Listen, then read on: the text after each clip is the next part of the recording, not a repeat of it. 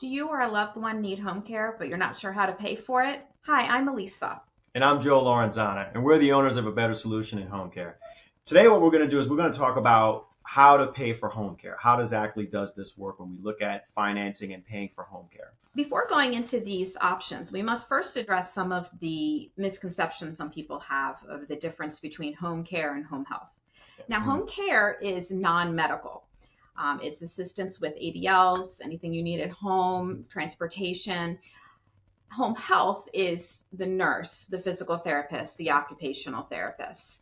Usually home health is covered by Medicare or Medicaid. Home care, we're going to go ahead into all of the options of other payments that you could use for home care. Number one, private pay.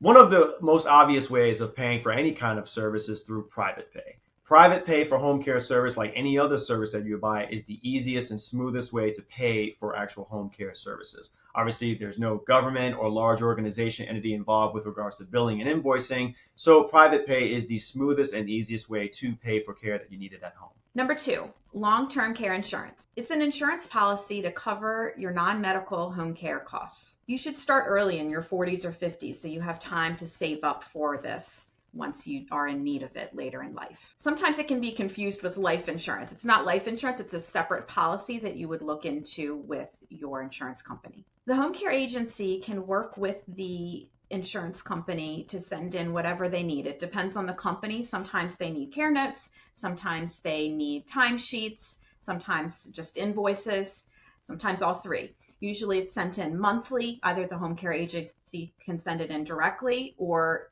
we can send it to you and then the client sends it to their company. It's up to the company how they prefer to have it sent. So check with your insurance company on which method they prefer. Number three, Medicare and Medicaid. Now, these two programs are obviously very complex and very large, obviously one driven by the actual federal government, the other driven by the state of North Carolina. Because these two programs are so large and complex, you really want to do your research on how your particular Medicare or Medicaid program does reimburse home care. Does it or does it not? And again, this dovetails back to what we talked about before, where home health and home care are two different things. Now, Medicare, depending on whether you're a traditional Medicare or a Part C Medicare, does have some coverage for non-medical home care. Medicaid, if you do qualify for Medicaid, there is coverage there under personal care services.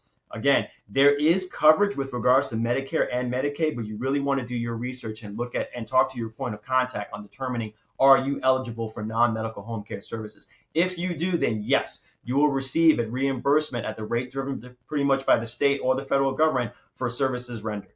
Number four, veteran benefits. Now, I happen to be a veteran myself, so I have a little bit of knowledge on how this will work.